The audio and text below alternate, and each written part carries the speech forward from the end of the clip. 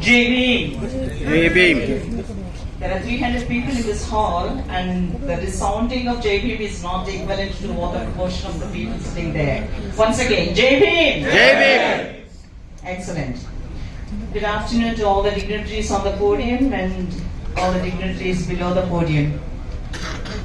I personally consider this moment to be a very fortunate, empowering, a visionary gathering of Dalits. I, being a Catholic nun, represent National Dalit Christian Watch. I'm aware there are some people perhaps who are not really in accordance with the Dalit Christians. I'm aware of it, but I'm not here particularly to speak upon that, but basically addressing the Dalit issue. There are 75% of Dalit Christians who suffer discrimination in our country, not just in a one specific manner. There are 54% Dalits malnourished. There are 37 Dalits who are below the poverty line. Every 18 minutes, there's a crime being committed against Dalits. Every hour, 2 Dalits are burnt alive in this country.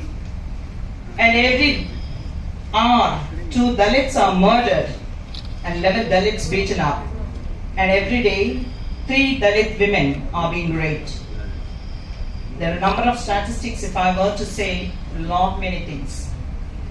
And what we focus basically is on Dalits, Christian discrimination, but I am also here to see a kind of a percentage that is being here, like in the sense the speakers before me have spoken and insisted upon the ratio of girl child, the ratio of women, the ratio of education, the ratio of people who have enrolled in the colleges, institutions, in educational schools, etc.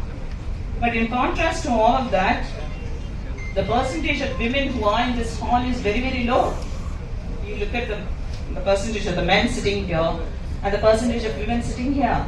And by saying that, I don't mean that we all of us at the Dalit community need to work in promotion of women percentage, women role, women being outspoken in various issues, because there is a way men look at and the women look at, the feminism and the masculinism. We have constraints of time, I'm not going into details.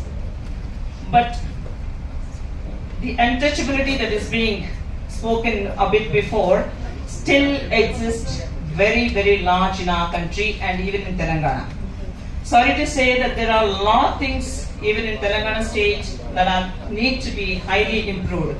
It is true that we focus on certain successes, certain promotions and certain involvement, but we also need to be very realistic in what we actually want to achieve, what we want to implement, what really would like the things to be focused upon.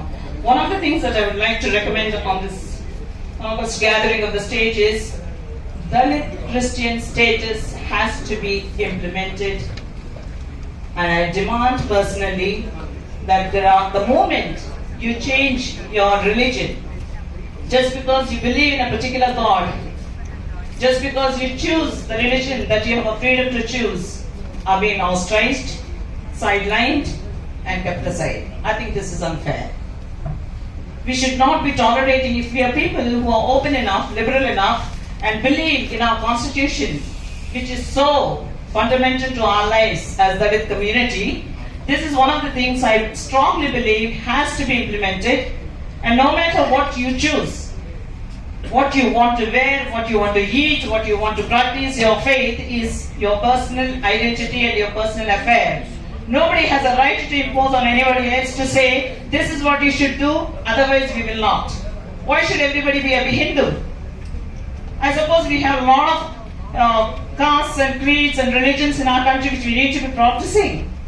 And we should have freedom to practice what you want to practice, not what is being imposed upon you. And this is one of the things I would like so-called our people to implement. And this has been a fight for many, many years. We are talking about independence. What sort of freedom we have if we don't even have certain things being, And the second thing, we also need respect, the dignity, the worth of a human being, not as a Dalit, not as a Hindu, not as a Muslim or Christian, but the respect that we need to have today, the new education policy that is implemented in most of the Christian institutions and other things. You must be thinking I'm focusing on Christians, but even in private institutions, when we are talking about, all this 200 rupees paying and getting admissions and all, these are okay to speak on the podium like this.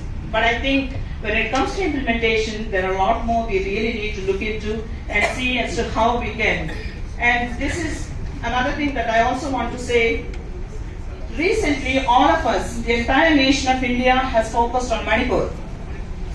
The ethnicity violence that has taken place is nothing to do with Hindus or Muslims or cookies or Metis or anything of that sort. But why such a silence? If all of us to be considered as citizens of one particular nation, and if we are talking about constitution as our right, and its fundamental things to be implied and applied to every citizen, I suppose all of us have equal amount of justification as to why certain things are allowed on certain communities and not everybody else. And recently also we have a lot of atrocities taking place. Some of the speakers have spoken about SC/ST atrocities happening in Telangana and other places. What I want to say, if my wife, my daughter, my sister is being paraded naked, raped, burnt alive, will I be silent? This is not for anybody to answer. It is for an introspection of each one of us. It is today they, it can be tomorrow we. And there are a lot of atrocities happening already against Dalits, and we need to be cautious as to what we actually want to demand. One thing to be on paper, one thing to be a policy, another thing to be really implemented. Finally, I want to say there are a lot of suicides happening in the education institutes of the Dalit students. A lot of suicides. You know the data, I don't have to say, including the Nizam College which is in Telangana. I suppose we need security, we need an assurance, not just the government, but all of us as Dalit community to voice out and collectively to respond. I wind it up with this, that the amount of corruption that's taking place in the name of policies, in the name of implementations, is another area where all of us need to give a thought to it. And all of us should be aware of what we as the Dalit community need to be. Thanks for this, and thanks for this opportunity. God bless.